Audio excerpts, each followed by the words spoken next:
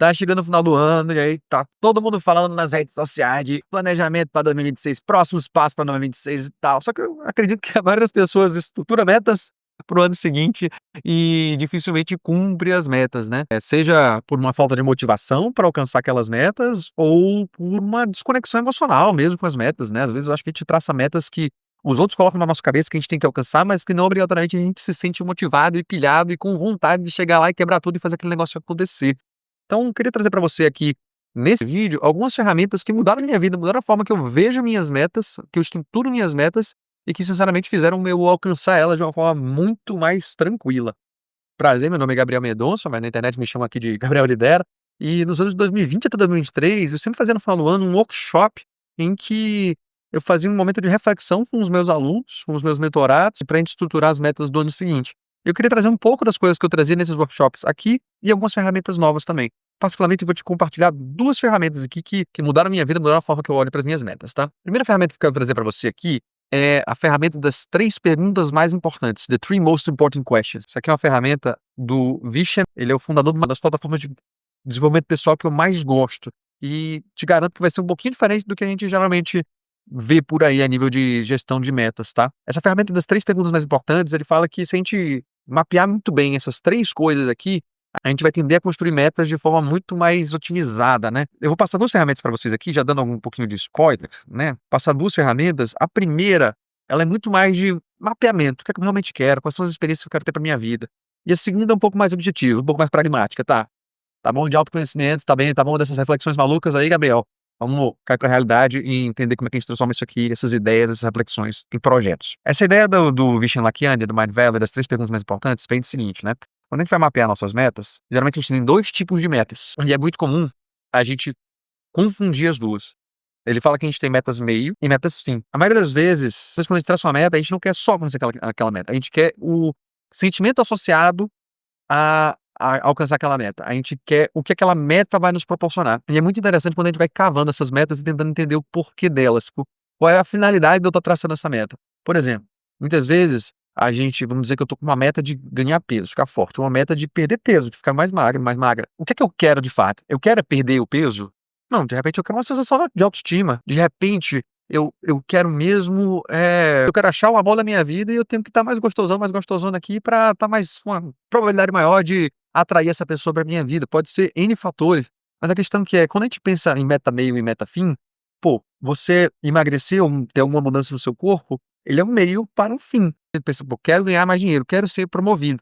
Mas tá, o que é que você quer mesmo? Você quer ser promovido para ganhar mais dinheiro? Mas você quer ganhar mais dinheiro para quê? Às vezes é para ter um status maior, é isso que geralmente você quer? Ou você quer mais responsabilidades? Você quer aquela sensação de frio na barriga de não sei o que é que vai acontecer? O que é que você realmente quer? E aí o Vishen Lakhiani, ele vai fazer a seguinte provocação: você tem que estruturar as tuas metas na tua vida, pelo menos a princípio, em função das metas fim, e não das metas. Metas meio são um meio para você conseguir aquilo que você realmente quer.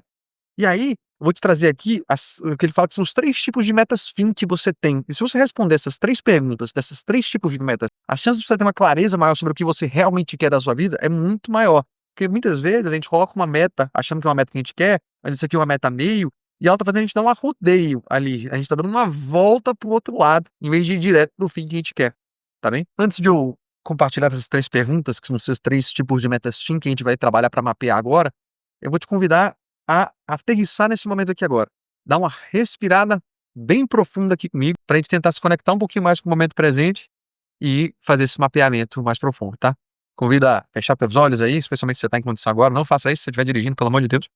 Então, vamos lá, respirar profundamente. Ao inspirar, você sente a sua caixa torácica se expandir e ao expirar, ela se contrai. Convido a se conectar um pouquinho com as sensações do momento presente agora. Qual é a sensação dos teus pés no chão? Como é a temperatura do espaço que você está agora? Tá quente? Tá frio? Agora que você parou para dar uma respirada, você consegue prestar atenção em sons que você não estava prestando atenção antes? Depois dessa breve respirada aqui, desse retorno aqui a um mínimo de presença um pouco maior, vamos fazer esse breve mapeamento aqui, tá? Vou te explicar cada um desses 3 tipos de perguntas que você vai fazer para si mesmo. Fica à vontade para pausar o vídeo e anotar as coisas que tem na tua cabeça, tá? Então, vamos lá. Qual é o primeiro tipo de pergunta que você tem que fazer segundo o Vishen Lakhiani? Quais são as experiências que você quer ter na tua vida? Quando ele fala de experiências aqui, ele se refere também a sentimentos, sensações, como é que você quer se sentir. Então, você quer, de repente, ter uma sensação de uma vida de aventura, quero fazer coisas novas. Ou então eu quero uma sensação de uma vida de estabilidade. Eu quero, de repente, ganhar bem para ter uma vida estável e conseguir criar meus filhos, ter uma família. Será que eu quero ter a experiência de estar treinando outras pessoas, estar desenvolvendo outras pessoas? Quais são as experiências que genuinamente você quer ter? Não pensa no ano de 2026 agora. Pensa nas experiências que tu quer ter na tua vida. Idealmente, de agora até 3 anos para frente. Tá? A gente tende a superestimar o que a gente pode fazer em um ano e subestimar o que a gente pode fazer em 3. Então, pensa em 3 anos, daqui a 3 anos, quais são as experiências que você quer ter vivenciado ou estar vivenciando? Uma viagem específica, conhecer um local específico, senta aí e anota. Pode ser a sensação de autoestima que a gente mencionou, pode ser um projeto que você quer que esteja rolando, pode ser uma circunstância de carreira. Mas pensa na sensação. Se quiser dar um pause nesse vídeo aí agora, fique à vontade para refletir sobre isso. Agora que você mapeou um pouquinho das experiências que você quer ter nesses próximos 3 anos, e lógico, pode falar de outros aspectos também, amoroso da sua vida, amizades que você quer ter, pessoas que você quer conhecer, e não pensa muito racionalmente não, deixa vir aqui assim, questão visceral, vai te pedir para você escrever aí. Aí a gente vai para a segunda pergunta mais importante, é o teu crescimento. Como é que você tem que crescer para ser, entre muitas aspas, digno, para ser capaz de alcançar essas experiências? Quais são as habilidades que você tem que desenvolver? Quais são teus gaps hoje? E o que é que você precisa fazer para suprir esses gaps? Anota aí, pode ser que, cara, eu tenho que aprender vendas, ou então eu tenho que melhorar minha inteligência emocional, ou então eu tenho que ter uma postura executiva. Pode ser que eu precise estar mais forte. Por exemplo, dar um exemplo aqui, em alguns momentos que eu mapeei essas experiências, coloquei que eu tinha me lesionado com uma certa frequência, né? Eu tinha lesionado os 2 pulsos. E uma das coisas que eu queria era ter um corpo forte e resiliente, né? Que aguentasse fazer atividade física bem. Então, a experiência que eu coloquei que eu queria era de ter esse corpo forte e resiliente, e o crescimento que eu tinha que ter era desenvolver esse corpo forte, por exemplo. Então, senta aí, dá uma refletida, medita profundamente, dá um break aqui nesse vídeo e vai. Um minutinho só. Eu tô muito curioso para saber o que é que surgiu aí para você, tanto de experiências quanto de crescimento que podem ter surgido aí para você, tá? E aí a gente chega na última pergunta, né, para determinar aí as nossas metas meio que fim para esses 3 anos, que é a contribuição. Como é que eu quero contribuir para a sociedade? Supondo que eu tenho essas experiências aqui, que eu me desenvolvi das formas que eu mapeei aqui, como é que eu contribuo para a sociedade? E eu não tô falando aqui só de caridade, mas eu tô falando de o que é que você ensina, quem você ajuda, quais são os teus projetos com fins e sem fins lucrativos. Como é que o teu trabalho impacta as pessoas no dia a dia? Qual é o impacto positivo que você gera? Senta aí e dá uma notadinha que vai ser bem legal. E com isso, a gente termina aqui essa nossa primeira ferramenta, que é a ferramenta das 3 perguntas mais importantes. Eu espero que ela tenha te gerado alguma clareza, essa ideia de sentar e pensar nas metas fim e não nas metas meio. Tipo, quais são as experiências que você quer realmente ter? Vou até pegar para te dar alguns exemplos aqui, de coisas que apareceram para mim, tá? Em alguns contextos que eu fiz esse exercício. Apareceu, ó, liderança, foi um negócio importante para mim, sensação de liderar times, lógico. O Gabriel lidera, lógico que ele quer liderar times. Liberdade para viajar e liberdade e flexibilidade para viajar, isso é uma coisa que apareceu já para mim, né? Eu botei aqui uma certa frequência de pequenas aventuras, né? Seja viagens pequenas aqui ao redor de onde eu moro, ou viagens um pouco mais aventurescas maiores, né? Graças a Deus isso tem acontecido. Eu botei aqui, olha que interessante que apareceu para mim em experiências, The Thrill of Entrepreneurship, né? Então, o frio da barriga do empreendedorismo. Definitivamente estou vivendo isso aí, né? Coloquei aqui, experienciar o lúdico também apareceu para mim como uma coisa muito importante. Música, teatro, criatividade. Hoje, música eu tenho experienciado bastante. Olha como isso é legal, até para mim, nesse momento que eu tô pegando e revisando esses meus últimos trimestres que eu respondi. Eu tenho experienciado muito música, mas o resto lúdico, a parte da criatividade, por mais que eu esteja gravando esse vídeo aqui agora para você, não é algo que tá tão forte para mim. Então, o que é que eu posso fazer para mudar daqui? A comunicação, ensinar, estar no palco, dar palestras, fazer podcasts. Tô fazendo isso aqui agora, olha que legal. Então, eu botei aqui, Strong and Healthy Body, assim como eu falei. Tem uma coisa muito importante que apareceu para mim também, que foi fazer a diferença. Olha que coisa legal. Cara, isso aqui fez uma diferença grande para mim e acaba sendo um grande compasso, tá? Será que eu tô indo para as coisas que eu realmente quero? Eu adoro, adoro, adoro isso aqui. Se você não fez ainda, eu recomendo sentar e brinca com isso aqui, cara. Isso aqui é muito legal. E aí, uma vez que você fez isso, a gente parte para segunda etapa. E antes de chegar na segunda ferramenta, eu queria te fazer um convite. Se lá no momento de mapeamento do teu crescimento, as habilidades que você quer desenvolver, apareceram habilidades como inteligência emocional, comunicação, produtividade, criatividade, soft skills, né? Ou habilidades voltadas a negócio também, como vendas, gestão de times, desenvolvimento de produto.